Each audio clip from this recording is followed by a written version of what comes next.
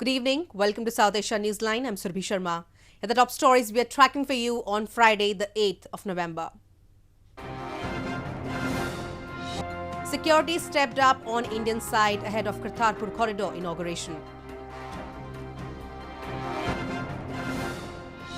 Ceasefire would show Taliban's will for peace, says Afghan president's senior advisor. And dengue cases continue to turn up across Nepal's capital.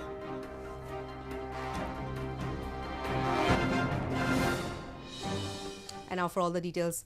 Security was stepped up on the Indian side on Friday at the site of the cross-border Kartarpur Corridor, scheduled to be inaugurated on Saturday by Prime Minister Narendra Modi.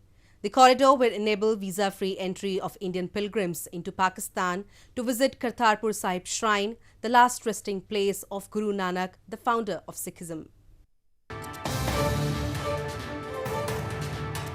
Elaborate security arrangements were made on Friday on the Indian side at the site of the cross-border Kartarpur Corridor, scheduled to be inaugurated on Saturday. Preparations were in full swing a day ahead of the inauguration of the Pilgrim Corridor by Indian Prime Minister Narendra Modi. The Kartarpur Corridor will enable visa-free entry of 5,000 Indian pilgrims to visit Gurdwara Kartarpur Sahib in Pakistan, the last resting place of Guru Nanak, the founder of Sikhism. The corridor has been established to commemorate the 550th birth anniversary of Guru Nanak, which will be celebrated across the globe on November 12th. नहीं, हमारी police बिल्कुल alert है और हमें challenges का पता है और हम लोग बाकी और स्ट्रेंथन भी कर रहे हैं because of Kartarpur Sahib corridor. तो उसके लिए जो भी मुहैया होगा इसमें infrastructure, security infrastructure, man power, हर तरह से इसको हम वो कर रहे हैं. Thank you. ਸ੍ਰੀ ਗੁਰੂ ਨਾਨਕ ਦੇਵ ਜੀ ਨੇ ਕਿਰਤ ਕਰੋ ਨਾਮ ਜਪੋ ਵੰਡ ਛਕੋ ਦਾ ਸੰਦੇਸ਼ ਦਿੱਤਾ ਹੈਗਾ। ਉਸ ਅੰਤਮ ਸਥਾਨ ਦੇ ਦਰਸ਼ਨ ਦਿਦਾਰੇ ਜਿਹੜੇ ਆ ਕੱਲ ਤੋਂ ਸ਼ੁਰੂ ਹੋ ਰਹੇ ਨੇ। ਬਹੁਤ ਵਧੀਆ, ਦੋਵਾਂ ਦੇਸ਼ਾਂ ਦਾ ਬੜਾ ਸ਼ਲਾਘਾਯੋਗ ਉਪਰਾਲਾ ਵਾ। India and Pakistan, after negotiations, signed the landmark agreement to operationalize Kartarpur Corridor last month. The Sikhs in India had long sought easier access to Gurdwara Kartarpur Sahib, which is just over the border in Muslim-majority Pakistan. In news from Pakistan, thousands of protesters under the banner of Pakistan's Jamiat Ulema-Islam Fazl Party continued their sit-in protest against the Pakistani government for the 8th day on Friday. They have been demanding resignation of Prime Minister Imran Khan, accusing him of rigging the 2018 general elections. The anti-government Azadi of Freedom March, led by firebrand cleric cum politician Maulana Fazlur Rahman, entered its 8th day in Islamabad on Friday. Thousands of Islamist protesters have camped in the city since October 31st under the banner of Rahman's Jamiat Ulema-Islam Fazl or JUIF, demanding Prime Minister Imran Khan's resignation, accusing him of rigging the 2018 general election with military support. The political strife comes as Imran Khan's government is struggling with the economy. Khan won the election last year on promises of breaking Pakistan away from its legacy of corruption and to create jobs for the poor. Maulana Fazlur Rahman, while addressing the protesters on Thursday, said the country will become bankrupt if Imran Khan's government is allowed to present the third budget. The Prime Minister has dismissed calls to step down. Earlier on Tuesday, 2 rounds of negotiations between the Maulana's team and the government ended without any breakthrough. Moving on, the Awami Action Committee in Gilgit-Baltistan has raised concern over locals being denied their basic fundamental rights. Activists, while addressing a public gathering, recently said people with non-domicile status are being serving in government departments in the region even after the Supreme Court's decision.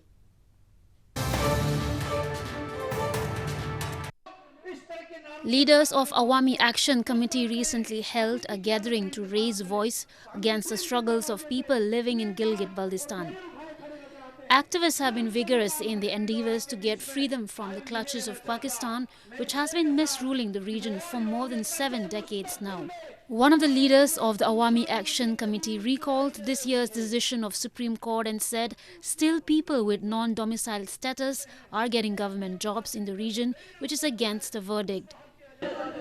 मेरा सवाल है आज 17 जनवरी 2019 supreme court of Pakistan के फैसले के बाद गिलगित बल्तिस्तान के किसी भी सरकारी इदारे के अंदर किसी गैर मकामी को नौकरी किस कानून के तहत दी जाती है?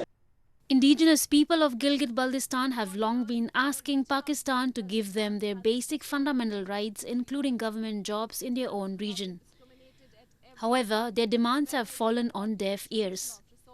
Activists blame that over the years, the Pakistani state has been trying to change the demography in the illegally occupied region through such moves.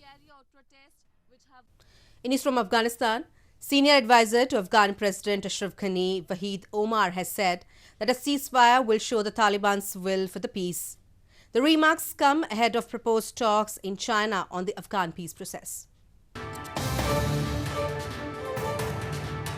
Afghan President Ashraf Ghani's senior advisor for public and strategic affairs, Wahid Omar, on Thursday said that the government wants to gauge the Taliban's will for the peace process, and this could be seen in a ceasefire. Omar made the remarks while announcing that a list of participants for the proposed China meeting on Afghan peace has been finalized, which will represent the entire government and all Afghans, local media reports said. The Afghan government has repeatedly asserted that it sees ceasefire as a precondition for peace talks with the Taliban. Meanwhile, Chinese Foreign Ministry spokesperson Geng Shuang said on Thursday that China firmly supports the broad and inclusive peace and reconciliation process that is Afghan-led and Afghan-owned. Respecting the interests of all parties, we stand ready to provide facilitation and assistance to the peace and reconciliation process, including intra-Afghan dialogue and negotiation, he said. The Taliban has announced that they were invited by the Chinese government and that a delegation from the group will attend the meeting. After depending on illicit crops like opium poppy to earn a living for years now, some farmers in Afghanistan's Kandahar province are reviving fields to harvest cotton. As poppy production is restricted in some parts of the country, local officials are hoping cotton production will be highly focused as an alternative crop. In Afghanistan's southern Kandahar province, where many farmers still highly depend on illicit crops like opium poppy to earn a living, some farmers are reviving fields to harvest cotton. As poppy production is restricted in some parts of the country and the opium price has also dropped, local officials hope cotton production will be highly focused as an alternative crop in the province where poppy is grown heavily. Farmers in Kandahar are also urging government to support them in reviving the cotton fields in the province. In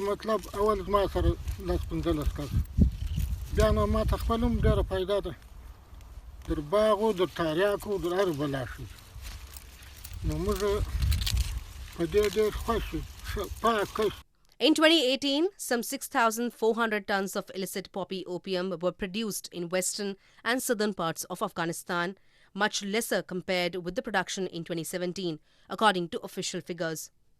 The government has also been trying to fight against the illicit drug trafficking in the country, but farmers who make profit out of poppy cultivation take Taliban support to protect their poppy fields and also in selling of the illegal produce. The number of dengue cases have continued to rise across Nepal.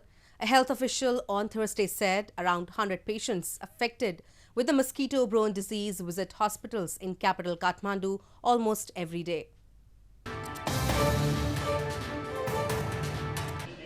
Around 100 patients suffering from dengue fever visit hospitals across Nepal's capital Kathmandu on an average every day, a health official said on Thursday.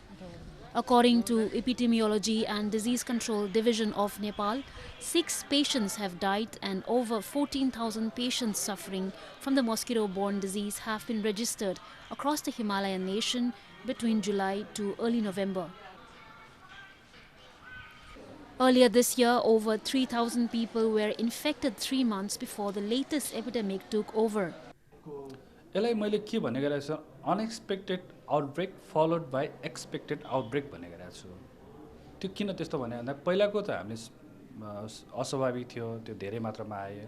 तर अहिलेको चाहिँ अब स्वाभाविक, खास गरी हरेक वर्षको तथ्याङ्क हेर्ने हो भने चाहिँ यो पोस्ट मनसुन अथवा दसैँ तिहारको यो समयतिर चाहिँ देखिने हो। तर कुन ठाउँमा देखिन्छ त्यो त थाहा थिएन।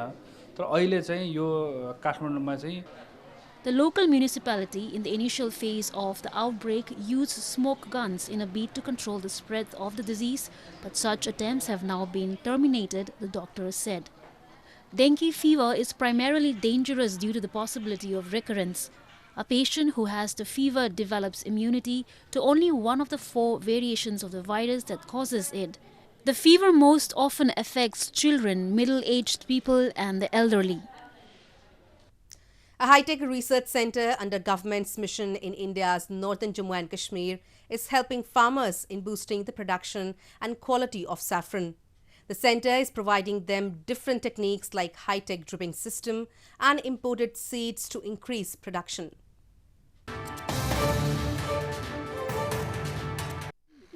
A high-tech research center in Pulwama district of India's northern Jammu and Kashmir is helping growers in boosting the production and quality of saffron in the region.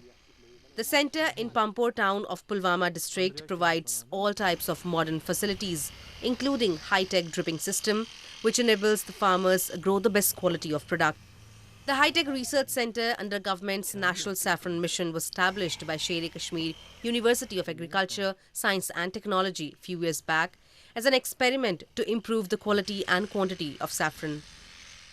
दिन ब दिन जो सैफरान की प्रोडक्शन है वो कम होती जा रही थी। इस सैफरान स्टेशन की बदौलत इन्होंने ऐसे तजुर्बों के यहाँ पे बहुत सारे तजुर्बे किए जिसके मदद से हमें बहुत मतलब प्रोडक्शन में इम्प्रूवमेंट हो रही है। इसमें हमारे पास जो इस वक्त तहकीक तजुर्बात हो रहे हैं वो सैफरान के ही मुतल्लिक हो रहे हैं। इसमें ख़ास कर जो हमारे पास इस वक्त जो है सबसे पहले हम ये कह रहे हैं किसान भाई से कि सबसे पहले एक सही मियारी बीज का इंतखाब होना लाजमी है और उसके अलावा बीज की बुवाई वक्त पर हो। The town of Pampore is considered the hub of Kashmir's saffron and is known worldwide for its best quality saffron. The government of India also appreciates the quality saffron produced in the region and is taking different initiatives regularly to continue the production of one of the world's most expensive spices. A buffalo weighing more than 2,000 pounds and worth $2 million has grabbed the spotlight at the Pushkar Fair in India. Primarily known for trade of animals, the annual Pushkar Fair is also famous as a desert folk carnival. With backward curving horns and a smooth grey-black hairless body, a prized buffalo worth $2 million is grabbing eyeballs at an annual fair in India's desert province of Rajasthan. Weighing more than 2,204 pounds and standing at a height of 6 feet, Buffalo Bheem is a sight to behold. Bheem is one of the 5,000 animals being showcased at the Pushkar Fair. ये जो 15 करोड़ जिन लोगों ने लगाई है उन्हें ये पता है कि इससे 70-80 करोड़ या उससे भी काफ़ी ऊंचा कमाया जा सकता है, ये हम भी जानते हैं। तो जिन लोगों को ये ज्ञान है कि इससे कैसे कमाया जा सकता है, ये उन लोगों ने कीमत लगाई है। Primarily an animal fair, the Pushkar Fair kicked off on November 4 and will conclude on November 12th. The annual fair offers a once-in-a-lifetime experience for tourists besides attracting hundreds of animal buyers. Well, that's all we have for you from South Asia this evening. Now our viewers can watch the show on southasianewsline.com. You can also visit us on facebook.com/SAsiaNewsline and follow us on Twitter at @SAsiaNewsline. That's all in tonight's edition. We will see you same time next week. Have a great weekend and good night.